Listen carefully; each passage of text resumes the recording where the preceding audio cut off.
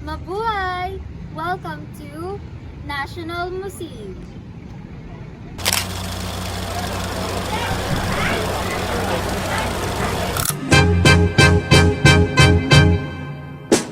Can I call you Rose? Cause you're sweet like a flower in bloom.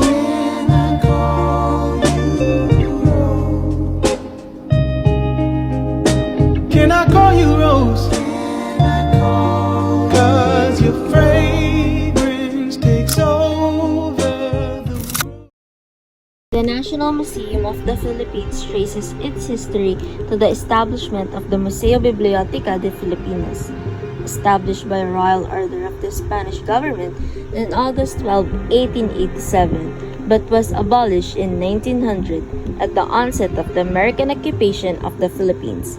And by October 29, 1901, the Insular Museum of Ethnology, Natural History, and Commerce is considered to be the direct precursor of the National Museum. The National Museum of the Philippines manages and develops the national reference collections in the areas of cultural heritage such as fine arts, anthropology, and archaeology, and natural history such as botany, zoology, geology, and paleontology, and carries out permanent research programs in biodiversity, geological history, human origins, prehistorical and historical archaeology, maritime and underwater cultural heritage, ethnology, and art history, and movable and immovable cultural properties. Lungsod ng Maynila nakatindigan tahanan ng ating kasaysayan, sining at kultura. Ang mga gusali ng National Museum ay matatagpuan sa Luneta ng dating pangalan Bagong Bayan, ang lugar kung saan binaril at namatay si Gat Jose Rizal. Ang kanyang alaala ay patuloy rito dinadakila. One of the attraction here in the National Museum is the Rizal Gallery.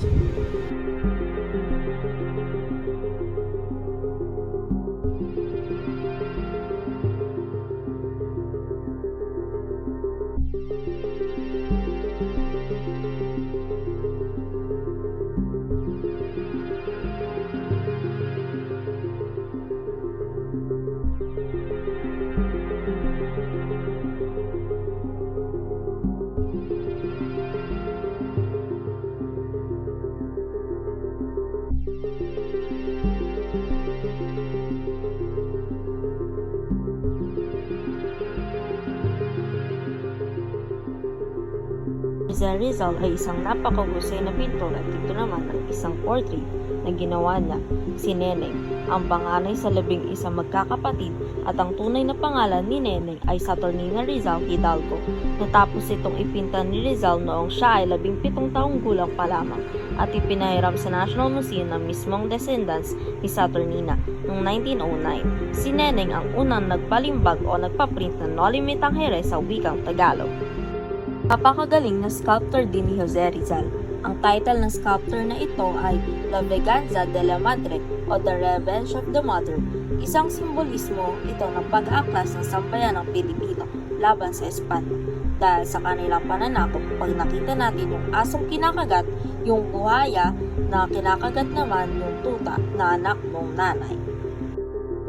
Napakaraming likha ni Jose Rizal na ginawa din ng mga tangyag sculptor. Ito ginawa ni Guillermo Tolentino, national artist at sculptor ng 1961. Dito naman sa area ng gallery na ito ay makikita natin ang iba't ibang portrait ni Jose Rizal na gawa ng mga artist. Ito gawa ni Fernando Omersola at ito sa portrait na ito ang tangkad ni Jose Rizal. Ito naman ay gawa ni Felix Gonzalez. Ang tangkad hindi ba? At ng mga national artist na may pinakamaraming bas na ginawa ay masasabi natin si Dr. Jose Rizal. Iba't ibang medyo at iba't ibang size. Ito ay gawa sa kahoy. At ito naman ay gawa sa France. Gawa naman sa plaster of Paris o Ascuriola ito.